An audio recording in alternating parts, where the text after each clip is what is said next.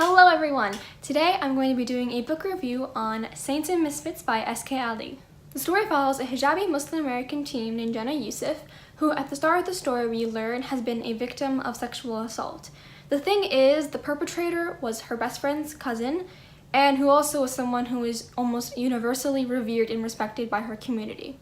And so she struggles with telling her story because she doesn't think people will believe her since this guy is so revered and respected, and because she's still dealing with the emotional trauma from that event. At the same time, we see her just living her normal everyday life and dealing with the normal struggles of being a Muslim American teen, especially as she develops a crush on a non-Muslim boy. The story really focuses on Jenna and her growth as a character, as she forms new relationships and lets go of some old ones that weren't very good. I really enjoyed this book. First of all, I can't tell you how nice it is to have an Own Voices YA novel about a Muslim teen. As a Muslim teen, I have been craving for this literally since I started reading YA. The representation in this book honestly makes it for me. Representation can be hard sometimes because people's experiences with their religion or their culture are deeply personal, so not one person's story is gonna fit everyone. But I think this book does a really good job at highlighting something that many Muslims go through. While I obviously didn't relate to everything that Jenna went through, I saw so much of myself in her, more than I normally see in YA, simply because you do see religion play into her everyday life. It's really interesting to see a character whose religion is important to them and influences the way they think about the world and how they act. Another issue I often see with representation is that their religion or culture can be misrepresented because it's only limited to one token character. So even if that character is like the best example you can find or the worst example you can find, it still doesn't do well for the overall problem with the lack of diversity in the literature. It's so important to see diversity not only within the grander scheme of a cast of characters, but also within one marginalized group. We need to be able to see people who have different perspectives and different relationships with whatever they're dealing with. We need to see the good guys, the bad guys. We need to see these humans, because humans are different and they're unique. It's so easy to fall into stereotypes, and so we need books like this that show variety, a cast of characters who all happen to be of one same minority group, but are all different and unique.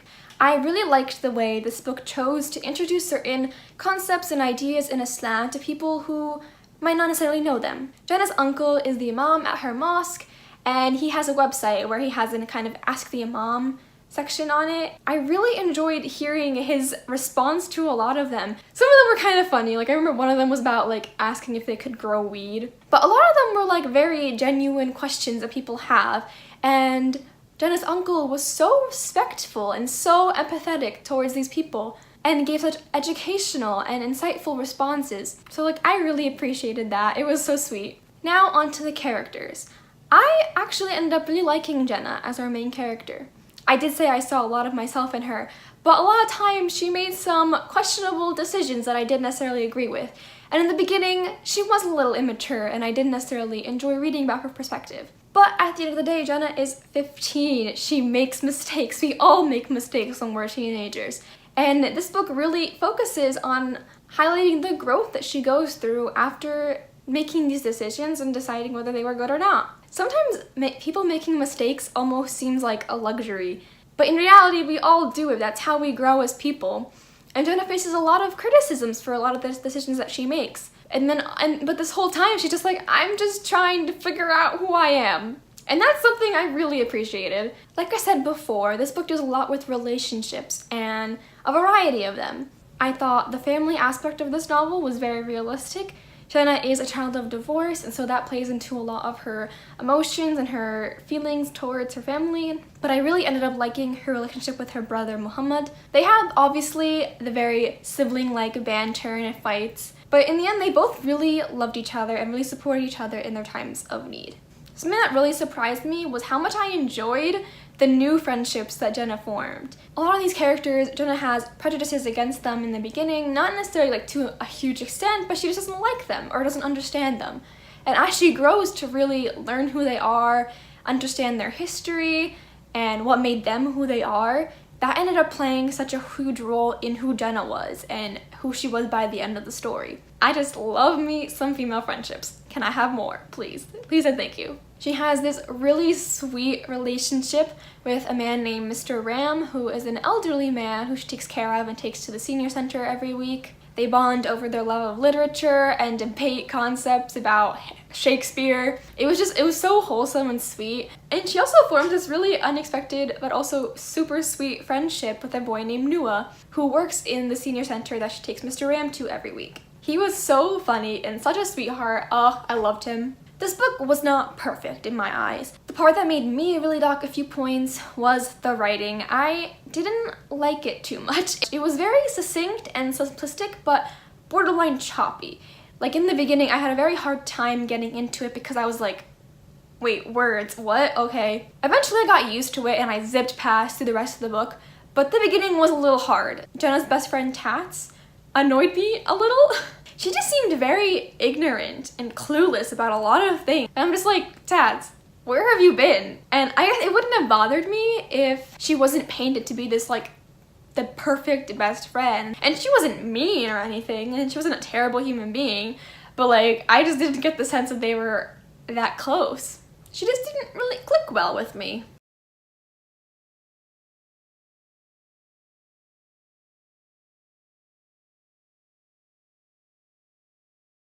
Overall, I give this book 4 stars. It was so enjoyable and I highly recommend it. Now I'm gonna get into a little more spoilery discussion. So if you don't want to be spoiled, I would suggest leaving the video in 3, 2, 1. So I'm gonna expand a little bit on why I didn't really like Tat's character. So Jenna doesn't wear her hijab during gym class because it's all girls, but then one day she is just, I don't know, doing reps or something, and she sees Jeremy, the boy she has a crush on, just like standing in the door of like the two connecting like weight rooms or something. And Tats is just like, oh my god, look what I did, I surprised you, Jeremy is right there.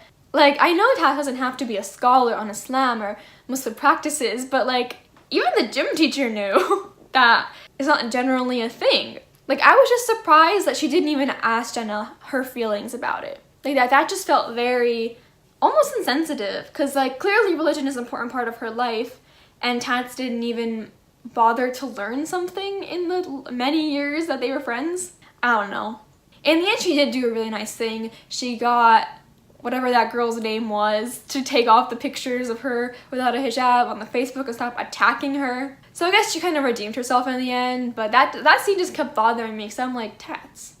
I mentioned how I didn't really like Jenna in the beginning of the novel, and there are a lot of examples why. Like, one of the simple like family issues that they had was that Muhammad has to take a year off of college to work, so we had to move back into their house, and they lived in a very small apartment, so he would have to take Jenna's room and Jenna would go with her mom. And Jenna was like vehement that this would not happen. That is her room, that is her privacy, she wants it. Which is understandable. Like, I empathize, I understand. But also, like, if it meant your brother had to not live with you or sleep on the couch, like, I feel like at least like she would have a bed. Like, I don't know, that just seemed kind of like selfish to me. I was like, Jenna, think about it. Something that I also had some mixed feelings about was when Jenna was so mad at her mom for not talking to her about the divorce before they decided to like move their whole life, which I understand her frustration. I really do. I think this kind of relates to the last point too, is that like she seemed to lack a lot of empathy for other people. Like, she didn't even consider like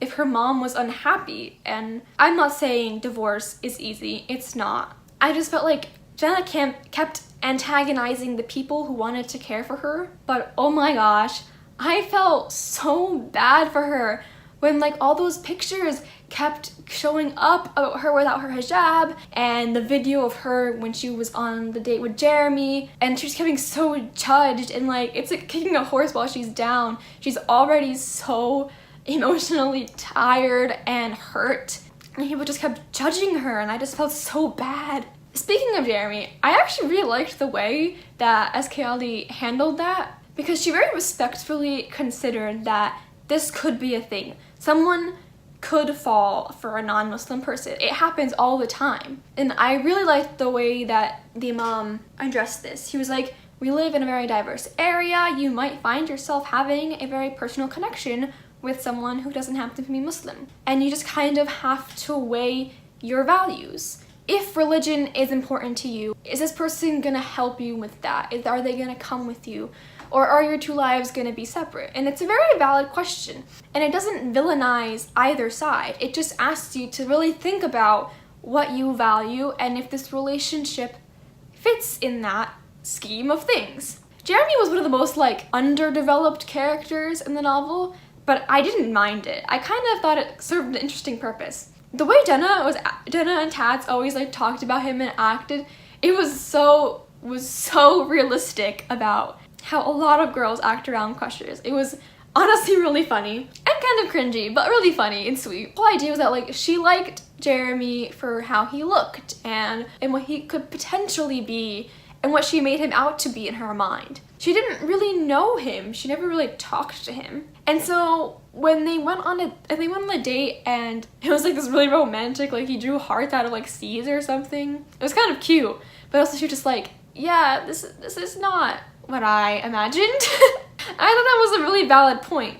If you watch Girl Meets World, their relationship kind of reminded me of Riley and Lucas, but obviously less developed. Just kind of this boy who seems so perfect and exactly what you want, but when you finally are together, it's very lackluster. It just kind of highlights how what you dream that your perfect partner will be might not be what you think.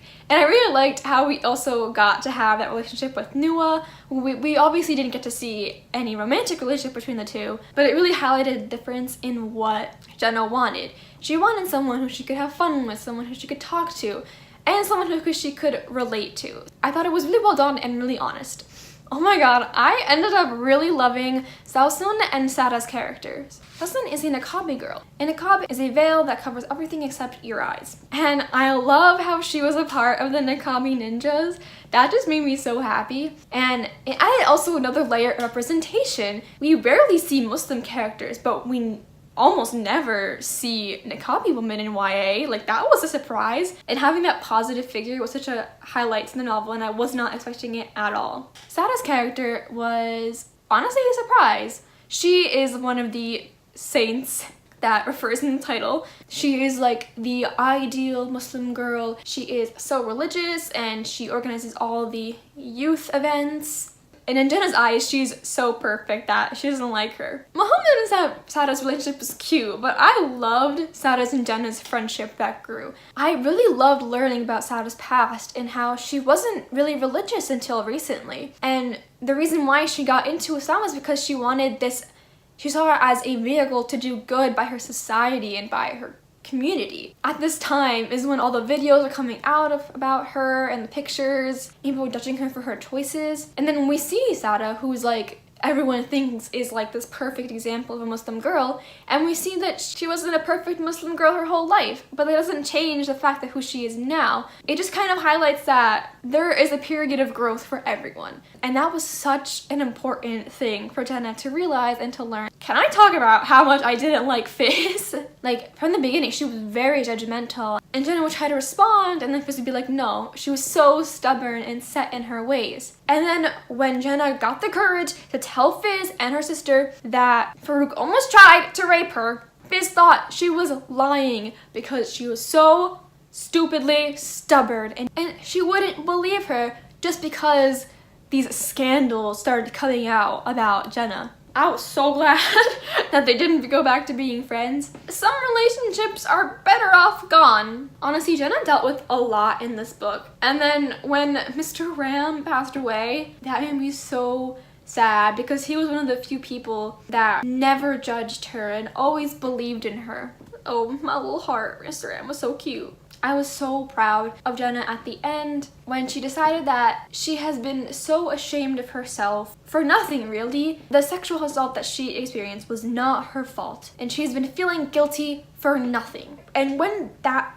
change in mindset occurred, it was such a victorious moment because she really needed that. She needed that confidence in herself. if no one else was going to be confident in her. When she finally told her family and told Nua, and they were all so supportive of her, that was a really beautiful moment. Oh, I forgot to mention that I really liked the whole like Islamic quiz bowl thing. And oh, when Jenna couldn't answer any of the questions and then she made her team lose. Obviously, in the grand scheme of things, like, it didn't matter. She was going through way more serious issues. But no one else knew that, and like, I was so scared that they were gonna like be so mad at her, and then she would lose even the people that were supportive of her, even if they didn't know what was happening. But so I was so glad when they were all like, it's fine, don't worry about it, like, it's not a big deal. I just sat, I was like, thank God. Jenna does not need more issues in her life. So that's all I have. Thank you so much for watching. Please let me know what you thought about Saints and Misfits. Leave it in the comments down below, and I'll see you next time.